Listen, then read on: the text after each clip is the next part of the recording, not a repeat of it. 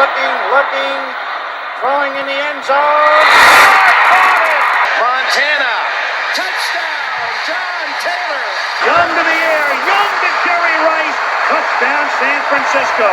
Young stumbles on the way back and fires up the middle. Pass is caught by Owens. Hello and welcome to the 49ers Plus podcast. I'm your host, Al Moriello, and this is your source for the most objective 49ers discussion and analysis, plus timely and entertaining sports and pop culture topics. And today we're going to be discussing 49ers training camp updates, including Brock proclaiming that he wants to be dominant this season.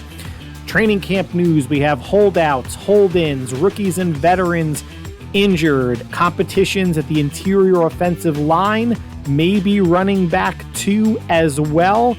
Updates on tight ends, Deebo potentially as a kick returner, and going over every position on the defensive line in terms of battles that we need to keep an eye on for training camp. There is no plus content this week.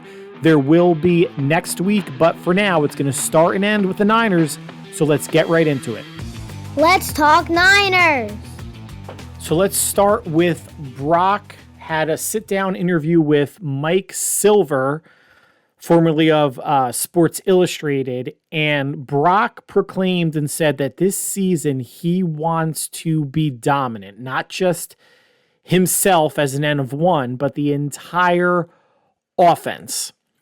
And if you've been listening to the podcast, this is something that I've said a bunch about the defense, that the defense should want to have this aggressive downhill mentality of pounding teams into the ground, making them submit, dictating what the offense is going to do. The defense, for as much as Robert Saleh, D'Amico Ryans, preached all gas and no brakes and high energy and flying around, make no mistake, the Niners defense has been a bend but don't break defense, right? Cover three, generally keep things in front of you, force another team to make a mistake passing or getting to the quarterback, sack, strip sack, fumble, punt, turnover, whatever it may be. But I can't say that the defense is an exert its will on you type of defense. And it's unfair to compare them to, the 2013 Seahawks, the 2000 Ravens, the 85 Bears. Hell, I would love to compare them to the Browns of last year. That was a team that, did they give up some big plays at times? And of course, they weren't dominant every single game, but there were games where they were dominant. And the Niners have enough Pro Bowlers and All-Pro players at every level that they should have this mindset that Brock wants to have. Let's go with a couple of the quotes. Quote from Brock: "With as good of a team that we have, I want to get to the point that we get to the third quarter. There's a couple of drives that are crucial. I'm on top of my stuff. We convert on third downs and we score touchdowns and the lead just gets out of hand." It's having that Tom Brady kind of feeling. Late in the game, it always felt like Tom was just going to take over and not make it close. I feel like I can get to that. I love hearing this. He's the leader of the team, as aw shucks and humble and saying the right things as Brock has been the first 2 years in the league. I think he realizes that as the trigger man, he already is a pretty calm person based on what players are saying. He's confident. People's eyes are snapping to him in the huddle. And that happened very early on, even starting with his first start against Tom Brady and the Buccaneers in the 2022 season. But now he wants to ratchet that up a notch. But it started the past two seasons with the work, the productivity, the coming out of nowhere, being ready for his opportunity and not faltering to the tune of undefeated through the regular season and playoffs up until Philadelphia, where he got injured and the Niners didn't really stand a chance, and then came back with an MVP caliber season in 2023 where he was still rehabbing through the Eagle game, the Eagle rematch. So Brock wasn't, I mean, you could be 100% and still be rehabbing just, in terms of a maintenance and keeping the strength going. But if you want to say he was 90, 95% for most of the season and then fully 100% when he was completely done rehabbing, that's fine. But the respect is gained not just on how you carry yourself and the confidence you exude. It's the NFL is a meritocracy. You can't bullshit players, right? They want the best person out there at every position. Again, you can't BS them. They know the work that's being put in, the productivity, how they're playing on the field. If a player has a huge issue with the coach, it's another thing. But what Brock has shown has garnered the respect of the team. And now if he becomes a more vocal leader, like Brady or others, you're getting on players for running the wrong route or dropping a pass or missing a block if you're an offensive lineman. I think Brock has earned that respect. Let's continue the quote. I want to be dominant, not just win games and feel like, I want to be dominant with consistent decisions and feeling like we're the top dogs every day. There were moments last year in games where I don't know what it was in the situation, but we'd be up and it's, all right, be smart with the ball. Let's just make sure we don't mess up. I want to break through and get to the point of just being dominant for 4 quarters, man. That's my mindset. All right, now this I could break apart a little bit and saying, yeah, I would love to see, and all of us as fans would love to see more blowouts, right? Just foot on the throat. That's not just a Brock thing. It's executing as an entire offense, executing and having that same want to be dominant feel on the defense. How many times do you see in a football game things that work for the first 3 quarters and 10 minutes for a defense? They go away from it. They start playing soft. Team comes back, ties the game, makes it close, wins the game, whatever it is. If there's going to be any remnants of all gas, no brakes, or just this high energy attacking mentality, then it needs to be from beginning, from the first snap and first whistle to the final snap and the final whistle. It's not saying there aren't times where you can't be smart and, 3rd and 25 doesn't mean it's a zero blitz like Steve Wilkes did in the Minnesota Monday night game right before the end of the first half. You could be smart about it, but what Brock says at the end of this quote, I don't know what it was in the situation. We'd be up and it's all right, be smart with the ball. Let's just make sure we don't mess up. I want to break through and get to the point of being dominant for 4 quarters. I think you can have it both ways. You can be dominant in a smart fashion. If your base execution is dominating a team, is getting you first downs, getting you points. You're not going to score a touchdown every single drive. There's going to be a need for field goals, right? You're putting points on the board. You're sustaining drives. You're giving your defense a rest. You're tiring out their defense, but you're executing within the offense and not taking unnecessary risks. Then it's fine. But he doesn't need to turn back into Brock Purdy from Iowa State, who would make head-scratching plays because he's trying to do too much.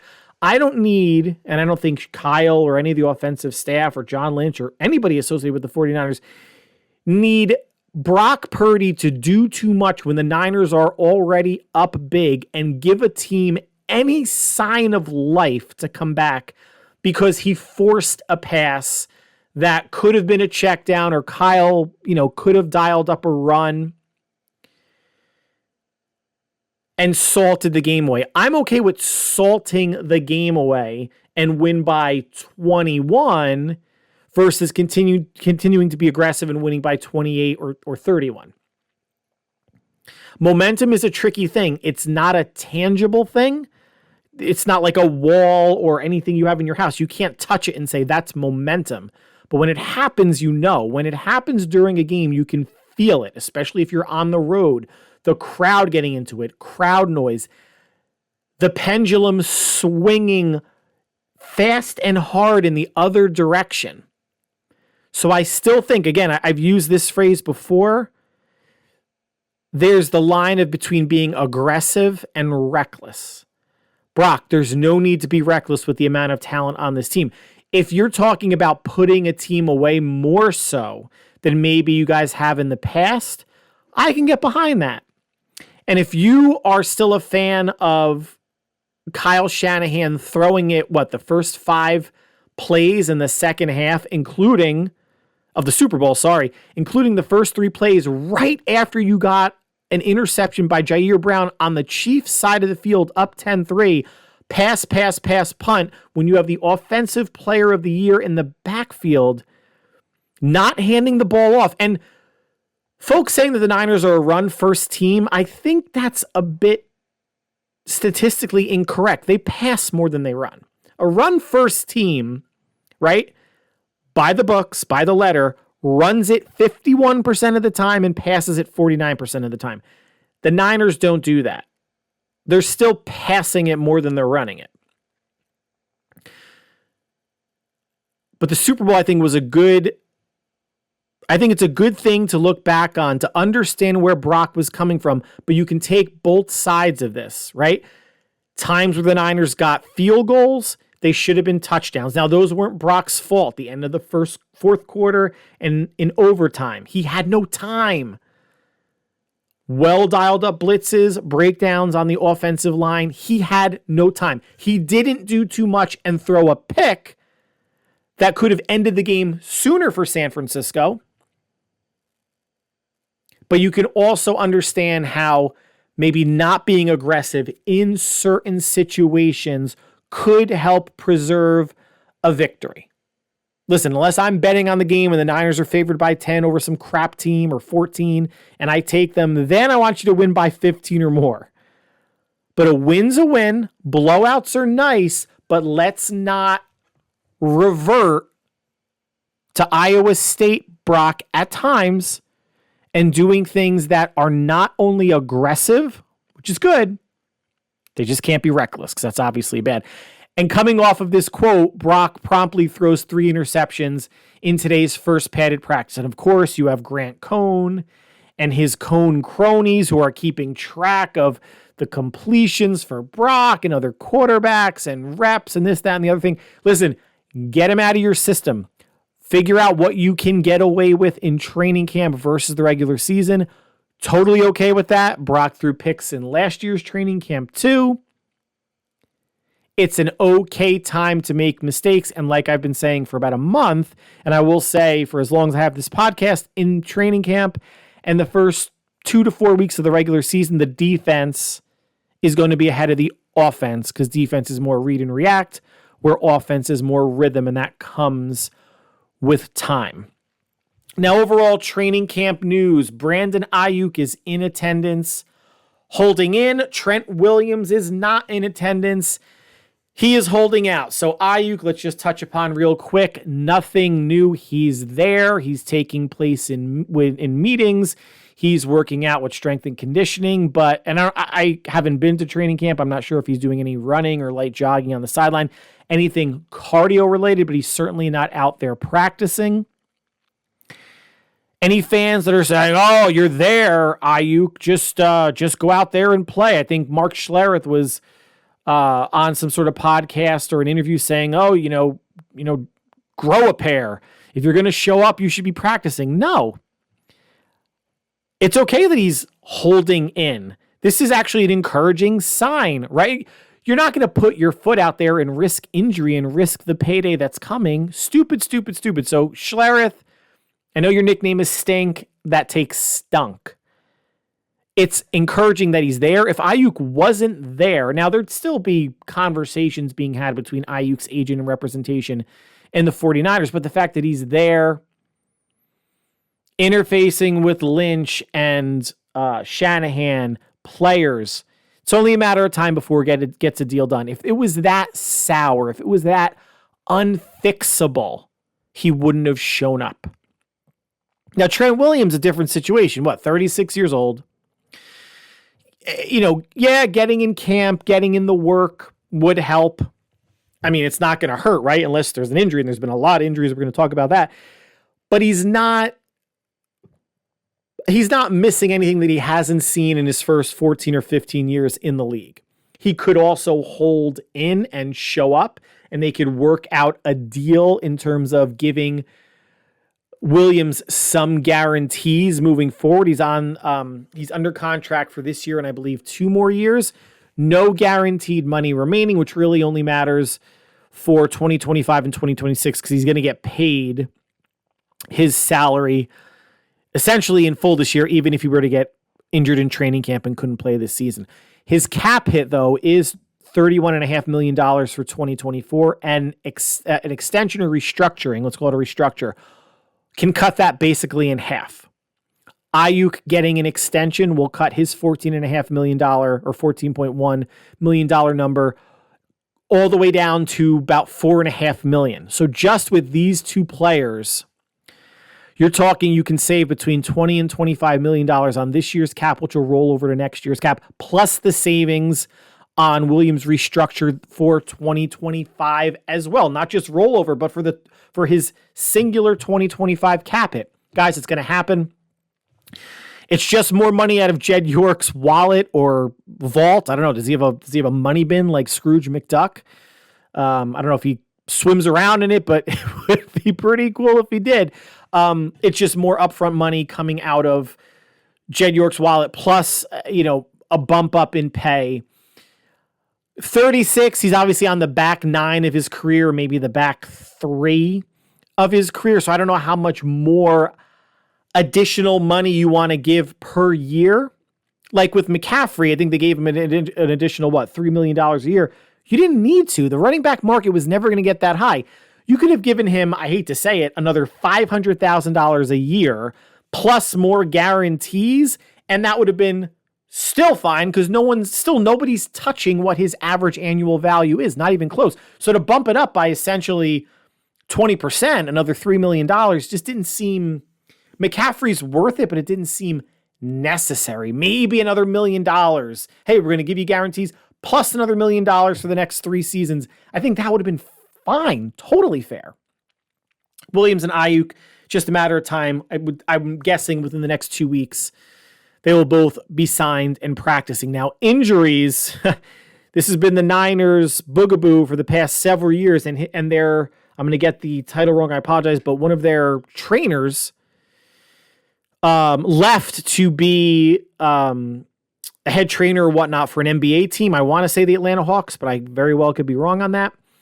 Soft tissue injuries like crazy. Let's start off with the rookies. So Isaac Guerendo, Ricky Pearsall, and Jacob Cowing at receiver, Guerendo at running back, all have hamstring injuries. Tay Martin, second-year receiver, also dealing with the hamstring injury. Now, Ricky Pearsall was activated from the non-football injury list today. He was in pads practicing, so he should be good. He did have some hamstring issues at Arizona State, but was relatively healthy at Florida. Cowing and Guerendo going to miss some time. Guerendo is going to be multiple weeks.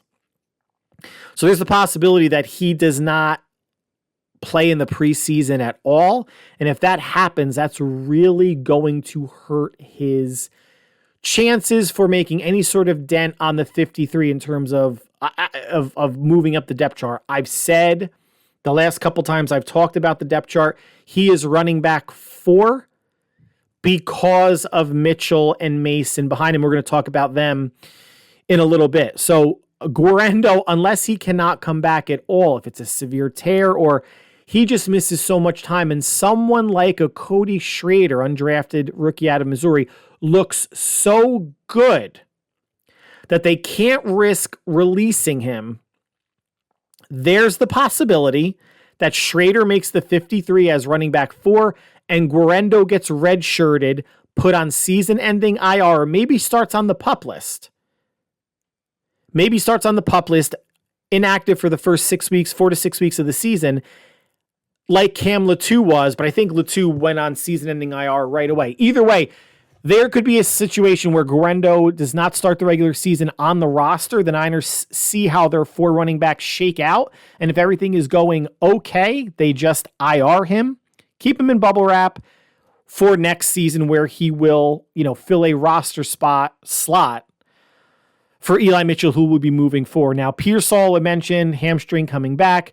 Cowing, so his hamstring led the Niners to sign two receivers. Well, between Cowing, Pearsall, and Aiyuk not being in, the Niners are going to need receivers at practice and their first preseason game, which is happening, next week, next Friday or Saturday. They signed Malik Turner and Frank Darby, who's a former teammate of both Pearsall and Aiyuk at Arizona State. So players that, unless there's a rash of injuries, really have no chance of making the 53, could make the practice squad, but we'll certainly be seeing time, obviously, in training camp and at least in the first preseason game. Now, veterans, Spencer Burford on the offensive line has a broken hand. As of this recording, they're still determining whether or not he needs surgery. It's going to be out about 3 weeks. Now, what's the impact? So the impact is the interior of the offensive line has competition, right? So now it's Feliciano against Dominic Puny for right guard, but it's also Feliciano against Brendel for center. And I guess you could say maybe Puny and Barch are battling Aaron Banks for the left guard spot. I think when it's all said and done, you're still going to have your same 5 starters. Williams, when he does get his money, and he will. Aaron Banks, last year of his deal. Jake Brendel. I think Feliciano will be the right guard instead of putting a rookie in there unless they absolutely have to in Puny. And Colton McKivitz as the right tackle. So competition on the interior of the offensive line and tackles. It's interesting. Chris Hubbard of the formerly the Tennessee Titans, now backup right tackle in the 49ers, was recommended to the 49ers by Daniel Brunskill, former offensive center, guard, tackle, utility lineman who was with the Niners up until last year, left for Tennessee, played with Hubbard, let the 49ers front office, I'm not sure who he contacted, know that Hubbard is someone that can do what's needed of 49ers offensive linemen. So competition for backup right tackle. He's not going to unseat Colton McKivitz. Jalen Moore, the backup left tackle, and here's why you have to just love people that are putting stock in training camp this early. Saw a quote from one of the 49ers non-tent creators saying that Jalen Moore is terrible. I hope he doesn't make the team. Well, he's been on the team the past 3 years. When he's filled in for Trent Williams the past 2 seasons, when Williams has missed time due to injury, he's acquitted himself very well. Jalen Moore will be on the team if this money standoff with Trent Williams extends into Williams is going to stay in the play in the preseason, but into the first week or two of the season. I'm very comfortable with Jalen Moore as the left tackle. The blocking on the O-line has been spotty thus far. That is going to get better again. Defense is always ahead of offense in the beginning, middle portions, and sometimes throughout training camp. And that is okay. Spencer Burford, let's get back to him. I didn't have him making the 53, and I think this really puts him at a disadvantage to win for me at this point. I don't think he was ever going to win the right guard spot, but to win a backup spot. What is in his favor, though, is his guard tackle flexibility. He played mainly tackle at University of Texas, San Antonio. If he can get back by mid-August, say August 14th, August 17th, he can still have 2 to 3 weeks of, say 3-ish weeks of practice before the season starts to even show that flexibility between guard and tackle is helpful to the team. But I did not have him making the 53 before the injury, and now I think it's a really uphill battle for him. Obviously, Greenlaw starting out on the PUP list. Drake Jackson, Kyle Shanahan, defensive end, let us know that Jackson is not going to, he's going to be out for camp. He's not taking part in mini camp at all. This is surprising news. So he had surgery.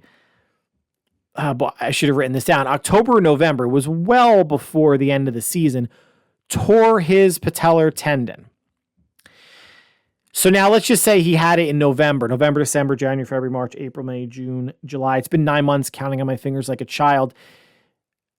Month 10 would be August. And, that is an ACL-ish injury.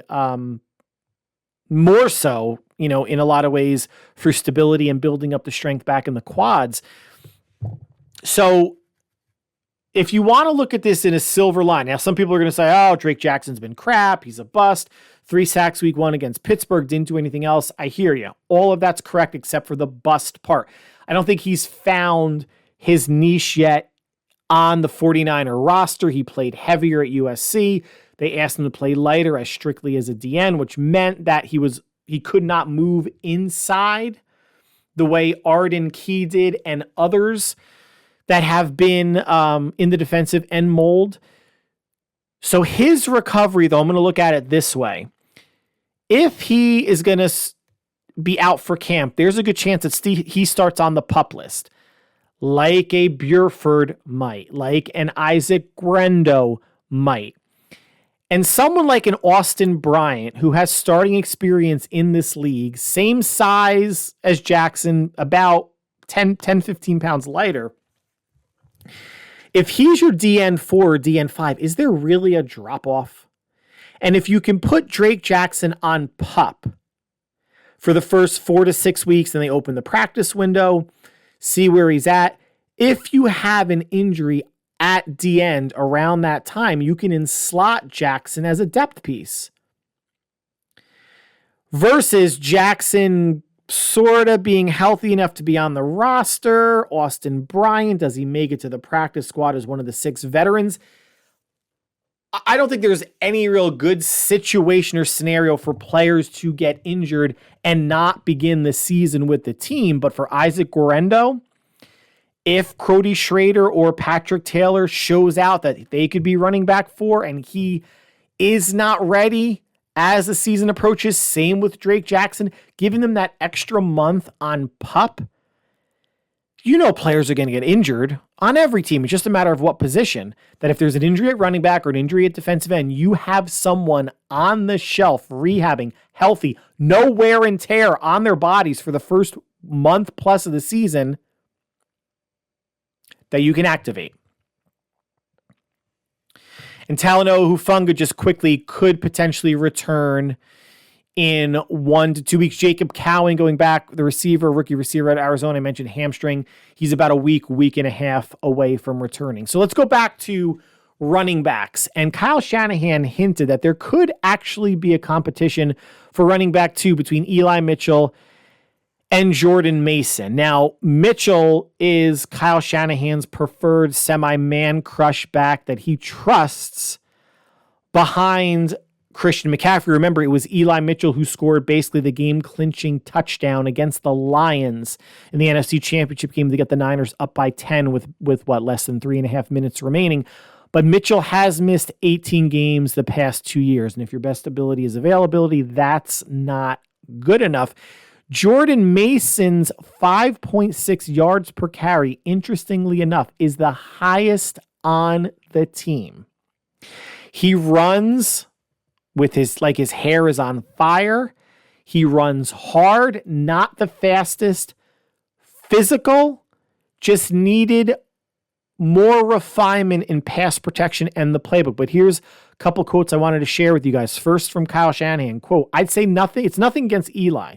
There's been no fall off in Eli at all, but Mason runs at a very high level. I see both of those guys that if Christian's not in there, not going, I mean, we always expect no matter who we've had in the past, that number 2, number 3, sometimes our 4th guy comes in, and if their number is called, we expect them to run like a starting back. It's just how many reps did they get at it? How long did they last at things like that?" Mason, when he's had his number called, he's performed. And he has, frankly, outperformed Mason. It's not only statistically in yards per carry, but the eye test also, right? It just seems there's more juice, there's more power, more decisiveness hitting the hole the past 2 years than Eli Mitchell. Offensive line coach and run game coordinator Chris Forrester added, quote, Mason has become a better ball carrier. He was just such a hard-running, strong, physical, tough guy that he sheer willed himself into yards. Now he's understanding the playbook better. Not to say he's Christian McCaffrey Jr., but the nuances of the playbook, I'm sure there's nuances in pass protection, if the line slides, if a tight end or fullback does or doesn't pick somebody up, who would be Mason's responsibility in pass protection? I love the fact that he is getting more into the playbook and that there is a competition. I think, though, to have your number 2 running back also play special teams, not that that's going to wear him down on punt returns or kick returns, or hell, Mitchell or Mason may be one of the kick returners based on the new kickoff rule. Iron sharpens iron. No one should shy away from competition, and that's, I think, a good thing. Now it's going to be who is running back 4, and the early favorite, Cody Schrader, could really make an impact and raise some eyebrows with Isaac Guerendo on the shelf for a couple weeks. Now, going back to the O-line and O-line competition, so that Banks-Brendel-Feliciano competition that I talked about, it's going obviously against Puny and Ben Barch, but Nick Zakiel getting more snaps at center. So Zakiel played tackle at Fordham, really a guard in the pros, but they're trying to get, more center usage out of him, and obviously Burford being hurt. The interesting wild card here is 6th-round pick Jarrett Kingston out of USC has been working exclusively at right tackle, so he's competing with the aforementioned Chris Hubbard for that right tackle spot. Now, Kingston can play guard and has played some left tackle as well. So versatility is going to be super important, but obviously production, how strong you are at the point of attack, how well you're actually blocking, not missing assignments. We saw that being a big thing in the Super Bowl. The Niners have a lot of options. They might have more options this year than they've had the past 2 years on the line. It's just a matter of the youth, Puny and Kingston being rookies. You have Hubbard as a veteran coming in. Barch in his second year with the team. Are the options, especially the young options, going to come up to speed quick enough, if called upon, to step in for one of the 5 starters who I think will remain the 5 starters on the O-line? Now, tight end, per reports, Eric Saubert, free agent, and Braden Willis, second-year player, have been looking good. Saubert making some catches. Logan Thomas hasn't been targeted a ton so far. Braden Willis is actually playing some backup fullback. So this is going to all but guarantee Braden Willis makes the team. Something happens to Juszczyk, you have someone that can fill in that capacity, maybe 60 to 70, 75% of what Kyle Juszczyk can do. Now, Logan Thomas, again, now that the pads are on, even though, 32, 33, a couple years older than Kittle, good receiving tight end. Can he block well enough to really win the de facto running tight end too? Saubert, a better blocker. Thomas, a better receiver. That's an interesting competition. And Latu, we just haven't heard a lot, and we'll see throughout training camp and preseason games if he is meant to be on the roster. Kick returns, mentioned Deebo potentially as a kick returner. He'd be all for that. He wants to do whatever he can to help the team out. Do I expect it every kick return? No. Some, yeah.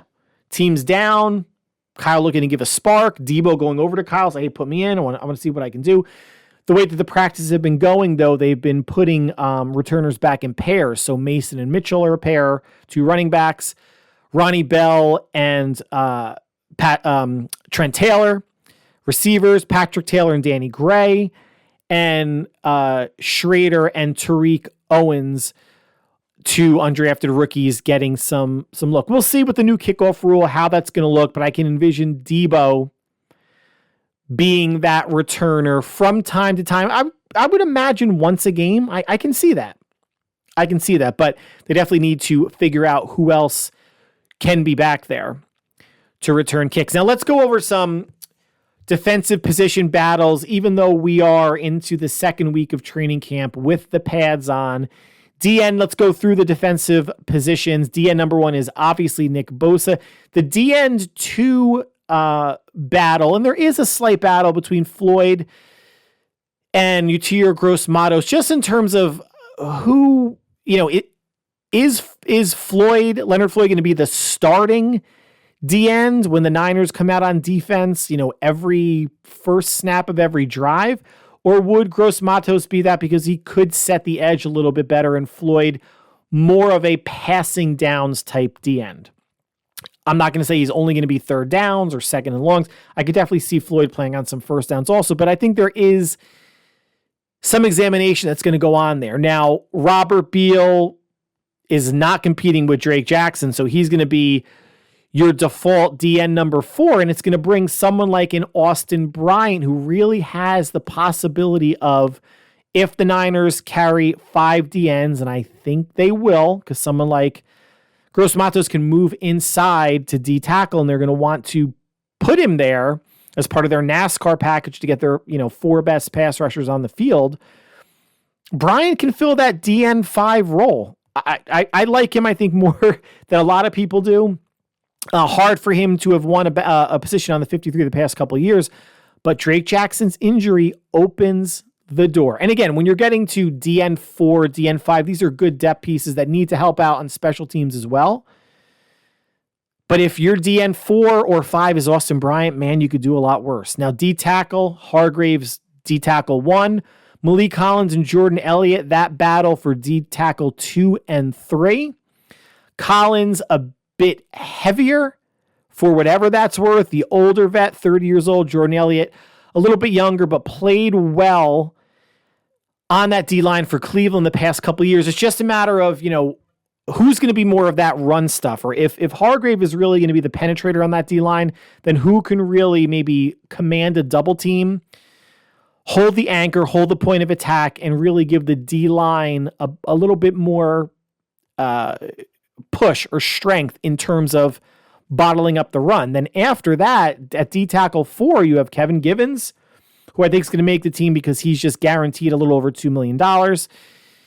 T.Y. McGill, Evan Anderson, Kalia Davis, and Shaquille Brown could be battling for D tackle 4 or D tackle 5 should the Niners go 5 D tackles and 4 DNs, or 5 D tackles and 5 DNs if they carry 10 total defensive linemen, which I don't think they're going to. There's going to be some pretty good, pretty decent D tackles the Niners are going to have to release, and hopefully one, if not 2 of them, end up on the practice squad, maybe an Anderson or a Shaquille Brown, players that the Niners like. They tried to get Shaquille Brown last year as an undrafted free agent, went to Tennessee.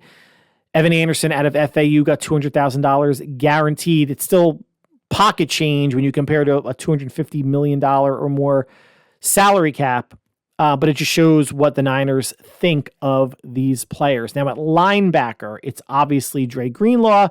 It's probably going to be Devondre Campbell, but the early returns on D. Winters have been promising. Could Winters really battle Campbell for linebacker too? Sure, that's why it's training camp, right? And what we've seen from Grendo, from Drake Jackson, injuries open the door for opportunities. There haven't been injuries yet at linebacker, but that is, I think, more of a legit battle at linebacker too than people want to admit.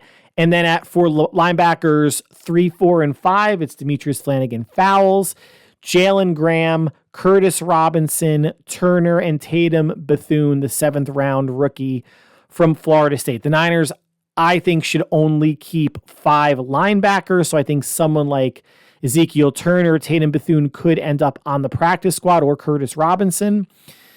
I don't think there's a need for 6, even with special teams. I think you can find other players at other positions that fill more than just a depth special teams role instead of a linebacker 6. Now, cornerbacks, competition everywhere except for Charvarius Ward's spot, right? Like on the outside, you're going to have Isaac Yiadom, Darrell Luter, Rock Ya-Sin, and Renardo Green competing. And if you want to throw Diamondor Lenore in there, I think that's totally fine. I still think his best position is slot. So Yadam, Luter, Yasin, and Green competing for the outside cornerback 2 spot. And then whoever wins that, I think there's good depth behind him and Charvarius Ward. The slot is going to be between Lenore, Green, Yasin, and Womack. Lenore, Yasin, and Womack are all 5'10", 5'11". Renardo Green is 6 foot, but a rookie. Womack, 3rd year in the system. Rock Ya-Sin is a veteran. He's been around. And of course, Lenore had a good season and he's going into his 4th year with the club. The Niners have depth this year. Knock on wood that there's no injuries in training camp. I've said it before. I'm going to keep saying it until it's not true. And it's probably not going to be true unless they start looking like crap the first month of the regular season. The best looking cornerback room and the deepest cornerback room since Kyle Shanahan has been here. Players like, I still believe Ambry Thomas is going to be gone. Chase Lucas going to be gone. They already cut Keemon Hall to bring in one of the new receivers. These players are needed. They're camp fodder. I just can't see Ambry Thomas really turning it around and having a player like Luter or even someone like Womack, because Womack's under contract for 1 more season. I think Ambry Thomas has had 3 years to show what he can do, and the consistency just hasn't been there. Safety. It's Malik Mustafa versus George Odom for safety 3. Mustafa has been all over the field the first 4 or 5 practices of training camp. Obviously, a very good tackler at Wake Forest. If he can show more, side-to-side center field ability, would go a long way towards the safety 3 competition. And George Odom had an interception today on a deflected pass. The 4 safeties, obviously, but if Hufanga is going to be healthy, Jair Brown, Malik Mustafa, and George Odom, shaky secondary based on bouncing back from an injury, based on youth. Brown's still young. Mustafa is a rookie, and Odom is a backup, but a special team player. I think behind maybe offensive line, although I think that group can gel and perform better than they did last year. Safeties can as well, but when you look at that position group, I think when you look at in total, all 4, the depth rounding out that group makes me a little uncertain, especially when you have the likes of Eric Harris and Tyler Hawkins and Jalen Mahoney also on the roster, but these are players that are battling for a practice squad position. So that's going to conclude the 49ers podcast for today. There might be another podcast this week. I'm recording this on a Monday night, just depending on what happens in training camp. If there's an Aiyuk signing or Williams or anything noteworthy that happens the next 4 days, there could be a podcast on Friday, Saturday. We shall see. But wanted to go through, obviously, any of the pertinent news, the defensive position group battles, and excited to read more about training camp and see who are the standouts. Although, like I always say, let's take that with a grain of salt. Let's just quickly touch upon, there's no plus content. The extension for Tua, the extension for Jordan Love, you're going 53, 55 million. Tua's shown more than Jordan Love. Jordan Love this is all based on 11 or 12 good games in his 3-4 year career, however long he's been with Green Bay. But that's the market, guys. That's the market, and Brock Purdy's going to get more than that after this season. And quickly from Comic-Con, Marvel Cinematic Universe, Robert Downey Jr. returning to the Marvel Cinematic Universe as Dr. Doom, as Victor Von Doom. It was announced Avengers Doomsday coming out May 2026, followed by Avengers Secret War May 2027. A lot of chatter on message boards if this is going to confuse people. I don't think it will. They're going to show his face. You don't cast someone like Robert Downey Jr. and keep him behind the mask all movie. Is there the possibility that this is an alternate Earth Doctor Doom that started out as a Stark? Maybe Stark's father didn't have the last name Stark and it was Von Doom, and Robert Downey Jr.'s character is born. So he is Victor Von Doom, but it's probably going to be someone from another reality. The general audience, I think, will easily understand this. I think it's the nerds and the super nerds. They're going to have a hard time wrapping their head around, well, how can one actor play two different characters in Marvel? How about Chris Evans being Johnny Storm and Captain America? Granted, 20th Century Fox and the Marvel Cinematic Universe, but still. And the last thing that I'm going to say before we sign off is, with Avengers Doomsday coming out in May 2026, that was one of the dates slotted for one of the 3 upcoming Star Wars movies. Episode 10, the Rey movie, Mandalorian and Grogu, or Dawn of the Jedi, which is probably going to be the last one. There is no way that Marvel/Disney and Lucasfilm is going to have Avengers Doomsday release the same month as a Star Wars movie. In fact, Toy Story 5 releases a couple weeks. I don't know if it's before or after Avengers Doomsday does in May. I don't know the exact number day that it's going to release, or I didn't write it down. So Star Wars is going to get pushed. Maybe it's December 26, December 27, and May 2028. Star Wars can't get its shit together. Although the TV stuff, at least to me, has been going pretty well. Good to see Robert Downey Jr. back. I'm not confused. Nerds will be off their rockers, but it's just going to keep pushing, I think, Star Wars movies back, especially movies, the Rey movie and Dawn of the Jedi, where there still are no scripts done. And now that will conclude the 49ers podcast with a little sprinkle of plus content. Until we speak again, no matter what you are doing, stay happy, stay healthy, stay safe, and we'll talk soon. Take care.